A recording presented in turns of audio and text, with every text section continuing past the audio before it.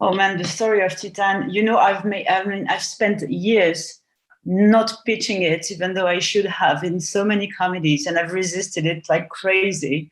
So I'm not sure I want to do it now.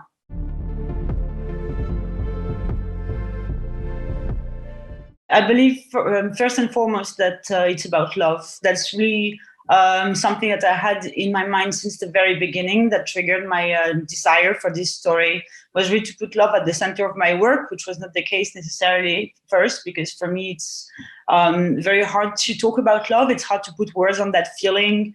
And so it really represented a challenge for me. And I knew from the very get-go that it was not going to be a very chatty film, and that I had to use the tools of image and sound and the tools of cinema in general to be able to make you feel that love.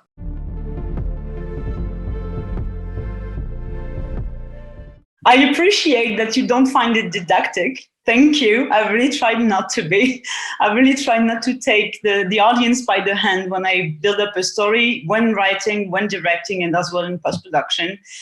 So I really appreciated you saying that. It's a story that I decided to build outside of the academic structure of 3 acts. I started like this at first, but I realized that it did not fit with the energy I wanted to convey in the film.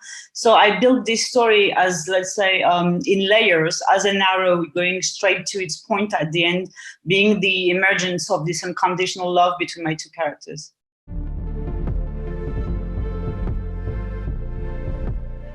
The word I very often use with any of my collaborators is the word organic. It has to stay close to the characters, to stay close to their experience, to stay close to their POV. So that's how, like, sound obviously is incredibly important for that, as you said. And it indeed pushes me to make choices that are not realistic or naturalistic choices most of the time.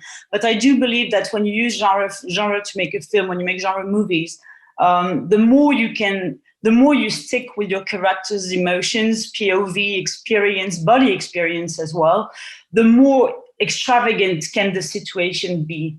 I don't know if it makes sense for you, but it does for me.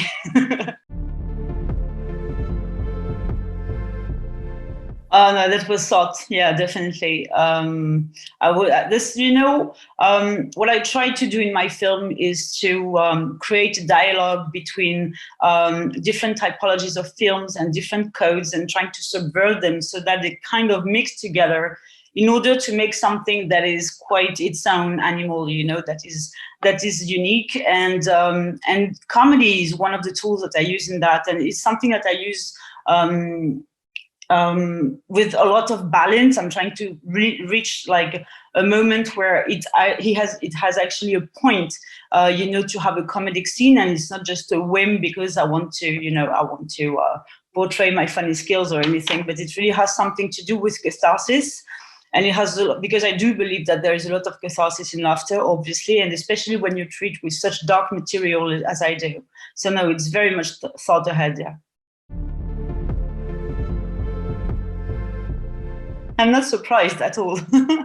I'm not surprised at all. I'm actually glad that it raises debates. Like, for me, that's like the main thing.